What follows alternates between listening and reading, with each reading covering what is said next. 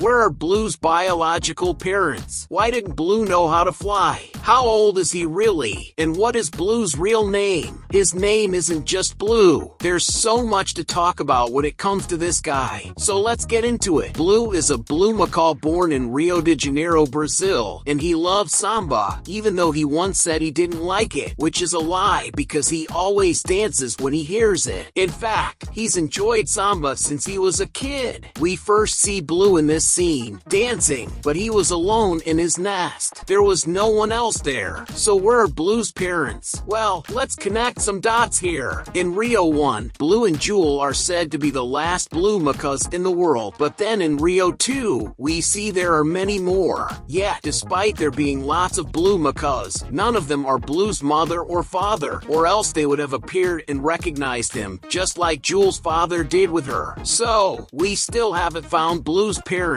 Now let's go back to the first movie, where there's an animal trafficking plot led by Marcel. The guy who captures all those animals, including Blue at the beginning of the movie, works for Marcel. He was paid for the kidnapping and then loaded the animals onto a plane to distribute them around the world. If you look closely, the plane at the beginning is the same one that Marcel and his goons try to escape in at the end of the movie. And between these two scenes, over 15 years have passed, because that's Blue's age. So, these guys were trafficking animals for a long time, and that's how the blue macaws went extinct in Rio. Blue's parents were captured this way. They took Blue's parents, but they missed the Blue's egg. In other words, Blue never met his parents. He was born shortly after his parents were taken. Really shortly, because the egg still needed to be incubated, and he hatched in time. By now, Blue's parents are probably no longer alive. All of this was important to figure out where Blue's parents are. So now let's continue from the moment when he was also kidnapped. So, he traveled many kilometers until he reached Minnesota in the United States, which is proof of what I said about the trafficker taking animals to the rest of the world. Blue left Rio and ended up in the US, and I really feel sorry for him. Seriously, everything he went through. And then he was accidentally thrown out of the truck, landing on the snow, a totally different climate from where he lived. But luckily for this little blue macaw, a girl named Linda found him, took him straight home, and promised to take care of him. And she really did. Blue was part of everything. Birthdays, he got bottle fed, they even won a spelling bee together, and he was by Linda's side at dances. They became best friends. He learned a lot of things living with Linda, how to brush his teeth. He knew how to enter the password on the laptop, and he was even used as an alarm clock. But that's not all. Blue is very smart. He can read, write, enjoys good food, knows how to skateboard, and even knows how to open a cage, something the animals captured by traffickers didn't know how to do. His life was more than perfect, but then a kind of crazy guy named Tulio shows up, wanting to take Blue to Rio de Janeiro to meet Jewel. They thought the two were the last of their species and wanted them to be together to save it. Linda was hesitant about going, but in the end, they went. Upon arriving in Rio, he meets Pedro and Nico, who would later become great friends. Shortly after, Blue enters the aviary where Jewel is, and a lot of things happen there. Tulio's plan didn't work out very well, and the two were kidnapped. At the smuggler's hideout, Blue and Jewel meet Nigel, an evil and somewhat psychopathic cockatoo. When everything seemed lost, Blue managed to open the cage, escape with Jewel, but then admitted he couldn't fly. Jewel got really mad at that moment, and the two macaws had to escape on foot. When Blue lived with Linda, everything was fine. He didn't need to fly. He was comfortable that way. But once he got to the forest, he needed to fly to survive. So, why doesn't he know how to fly if he's a bird? Well, Blue never knew his parents, and that was already tough for him. The first time he tried to fly, he fell, and right after that, he was kidnapped, still a baby. So all these things that happened in his life left him traumatized. If he hadn't been kidnapped as a baby, he would have tried and tried until he succeeded. But he went through so many scary experiences. Right from the first time he tried to fly, he fell and was captured. When Blue tried to fly alongside Jewel but kept falling, it was because, due to his trauma, he believed it would be impossible for him to fly. He didn't believe in himself. Blue didn't have an injured wing or anything like that, but once he believed, he flew. And what is Blue's real name? I'll reveal reveal that. Stay until the end. Blue and Jewel meet Raphael, who takes them to Louise to get their chains removed, and everything works out. They were freed, but shortly after, they were captured again. Blue was kidnapped by the same group of smugglers 3 times, not to mention the times Nigel tried to catch him. When Blue is on the plane with Jewel and their friends Raphael, Nico, Pedro, and a bunch of other birds, and it seemed like everything was lost, Blue managed to break free from the cage, freed Jewel, and together they saved everyone. A beautiful scene!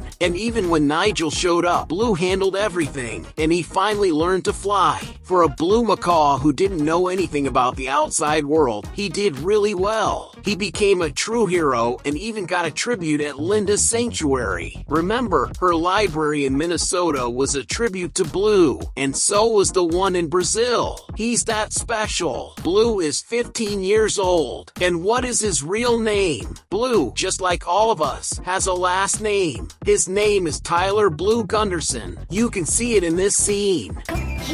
Tyler Blue Gunderson. You know these vitamins are good for you. This last name is the same as Linda's, so since he was part of the family, he received it too. But that's not the end of it. Our blue macaw marries Jewel, and they have 3 kids, Bea, Carla, and Tiago, who are quite a handful. Blue is a super dad. The kids seemed more like people than birds. One listened to music on a phone with headphones, another ate human food. They were kind of living the life Blue had in his childhood, and this bothered Jewel. She wanted them to live like birds. They even had a TV, and one day, while watching it, Tulio and Linda appeared, saying they had seen more blue macaws in the Amazon. So, they all went there, even though Blue wasn't too keen on the idea. What I liked most about this trip was that Raphael, Pedro, and Nico went along, otherwise, it wouldn't have been any fun, right? When they arrived, Jewel discovered she still had a father,